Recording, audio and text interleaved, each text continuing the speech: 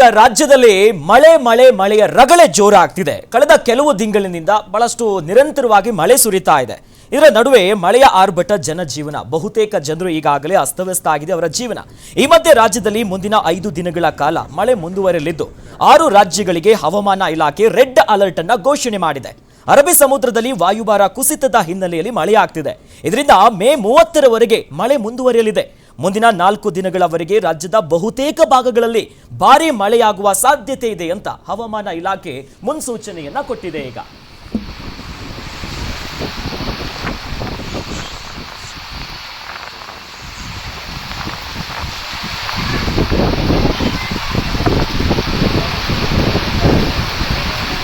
Full mist cover ಆಗ್ತಾ ಉಂಟು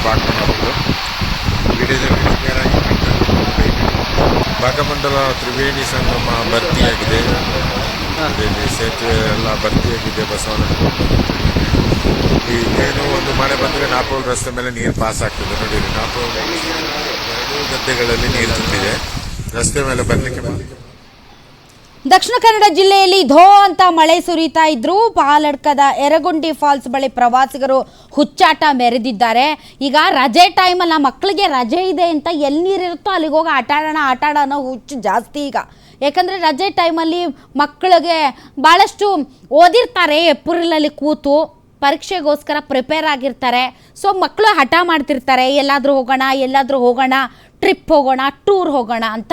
so trip ಹೋಗೋಣ, ಟೂರ್ಗೆ ಹೋಗೋಣ ಅಂದಾಗ ಮೊದಲ ಆಯ್ಕೆ ನೀರಿರೋ ಸ್ಥಳ. ಖಂಡಿತ ಮೊದಲ ಆಯ್ಕೆ ಎಲ್ಲಿ ನೀರಿರುತ್ತೋ ಅದು ಸ್ಥಳ. ಮಕ್ಕಳಿಗೂ ಇಷ್ಟ, ದೊಡ್ಡವ್ರಿಗೂ ಇಷ್ಟ. ಸೊ ನೀರಿರೋ ಕಡೆ ಹೋಗೋಣ ಅಂತ. ಸೊ ಈ ಟೈಮಲ್ಲಿ ನೀರಿರೋ ಕಡೆ ಹೋಗಬೇಡಿ. ಹೌದು, ನೀರಿರೋ ಕಡೆ ಹೋಗಬೇಡಿ. ಯಾವಾಗ ಏನಾಗುತ್ತೆ ಹೇಳಕ್ಕಾಗಲ್ಲ. ಇದ್ದಕ್ಕಿದ್ದಂತೆ ಡ್ಯಾಮಲ್ಲಿ ನೀರು ಬಿಟ್ಬಿಡ್ತಾರೆ. ಹೌದು, ಇದ್ದಕ್ಕಿದ್ದಂತೆ ನೀರು ಹರ್ಕೊಂಡ್ಬಂದ್ಬಿಡುತ್ತೆ. ಸೊ ಅಂಥದ್ದೇ ಒಂದು ಹುಚ್ಚಾಟ ಪಾಲಡ್ಕದ ಯರಗುಂಡಿ ಫಾಲ್ಸ್ ಬಳಿ ಫುಲ್ ಸ್ಕ್ರೀನಲ್ಲಿ ಜಲಪಾತದ ಮೇಲ್ಭಾಗದಲ್ಲಿ ಪ್ರವಾಸಿಗರು ಹುಚ್ಚು ಸಾಹಸ ಮಾಡಿದ್ರು. ಫಾಲ್ಸ್ ಮೇಲಿನ ಬಂಡೆಯಲ್ಲಿ ಸಿಗಾಕೊಂಡ್ರು.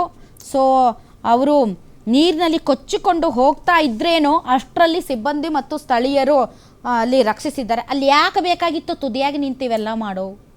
ಎದಕ್ಕೆ ಬೇಕಾಗಿತ್ತು ಇದೆಲ್ಲ? ಇನ್ನೇನು ಅಲ್ಲಿ ಬಿಟ್ರೆ ಕೆಳಗೆ ಅದು ಮುಂದೆ ಫಾಲ್ಸ್ ಅದು ಕೆಳಗೆ ಬೀಳುತ್ತೆ. ಅಲ್ಲಿ ಹೋಗಿ ಹುಚ್ಚಾಟ ಮಾಡೋದು, ಏನೋ ದೊಡ್ಡ ಸಾಧನೆ ಮಾಡ್ತೀವಿ ಅಂತ. ಪ್ರಕೃತಿಯ ಮುಂದೆ ಎಲ್ಲರೂ ಕುಬ್ಜರು. ಖಂಡಿತ ಪ್ರಕೃತಿಯನ್ನ ಪ್ರೆಡಿಕ್ಟ್ ಮಾಡಕ್ಕಾಗಲ್ಲ. ಹಿಂಗೆ ಆಗುತ್ತೆ ಹಂಗೆ ಆಗುತ್ತೆ ಅಂತ ಹೇಳಕ್ಕಾಗಲ್ಲ. ಮಹಾರಾಷ್ಟ್ರ ಕೊಯ್ನಾ ಡ್ಯಾಮ್ ತುಂಬಿದ್ರೆ ಅಲ್ಲಿ ನೀರು ತುಂಬುತ್ತೋ ಬಿಡುತ್ತೋ, ಅಲ್ಲಿ ನೀರು ಬಿಟ್ರೆ ನಮ್ಮ ಬೆಳಗಾವೆಲ್ಲ ಮುಳುಗುತ್ತೆ. ಖಂಡಿತ. ಸೊ ಅಂತಹ ಪರಿಸ್ಥಿತಿ ಇರುತ್ತೆ. ಎಲ್ಲೋ ನೀರು ಬಿಟ್ರೆ ಯಲಹಂಕ ನೀರು ಬಂದು ಸಾಯಿ ಲೇಔಟ್ ಅಲ್ಲಿ ಕೂತು ಬೆಂಗಳೂರಲ್ಲಿ. ಸೊ ಇಂತಹ ಪರಿಸ್ಥಿತಿ ಇರುವಾಗ ಈ ಥರ ರಭಸದಿಂದ ಹರಿಯುವಂಥ ಜಲಪಾತಗಳಾಗಿರ್ಬೋದು ಅಥವಾ ಹಳ್ಳ ಕೊಳ್ಳಗಳಾಗಿರ್ಬೋದು, ಗೊತ್ತಾಗಲ್ಲ ಕನೆಕ್ಷನ್ ಎಲ್ಲೆಲ್ಲಿರುತ್ತೆ ಅಂತ. ಸೊ ದಯವಿಟ್ಟು ಆದಷ್ಟು ನೀರಿರೋ ಜಾಗಗಳನ್ನು ಅವಾಯ್ಡ್ ಮಾಡಿ. ಇಲ್ಲ, ಮೊನ್ನೆ ಯಾರೋ ಪ್ರವಾಸಕ್ಕೆ ಹೋಗಿ ಬಂದರು, ಚೆನ್ನಾಗಿದೆಯಂತೆ, ಏನಿಲ್ಲ ಅಂತೆ, ಮೊಣಕಾಲ್ಮರ ಮಠ ಅಷ್ಟೇ ನೀರಿದೆಯಂತೆ, ಇವೆಲ್ಲ ಬೇಡ ದುಸ್ಸಾಹಸಗಳು.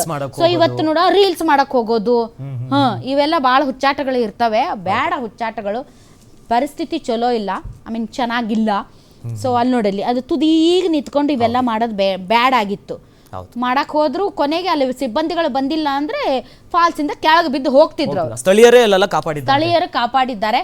ಸೊ ಆದಷ್ಟು ಸರ್ಕಾರ ಕೂಡ ಈ ಥರದ ಪ್ರವಾಸಿ ತಾಣಗಳು, ಅದರಲ್ಲೂ ಕೂಡ ಜಲಪಾತಗಳು ನದಿಗಳು, ಈ ಥರ ಕೆಲವೊಂದು ಪ್ರವಾಸಿ ಸ್ಥಳಗಳಿಗೆ ಪ್ರವಾಸಿಗರನ್ನ ಬಿಡಬಾರ್ದಷ್ಟೇ.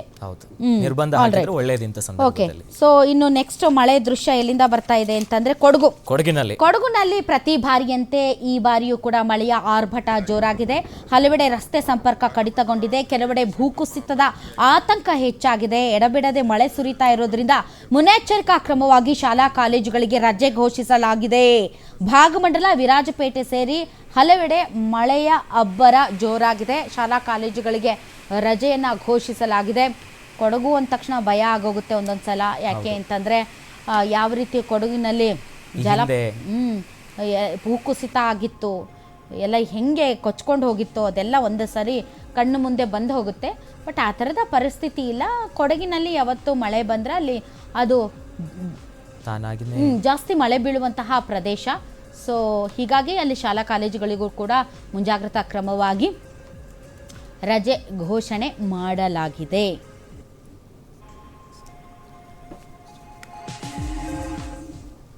ಭಾಗಮಂಡಲ ತ್ರಿವೇಣಿ ಸಂಗಮ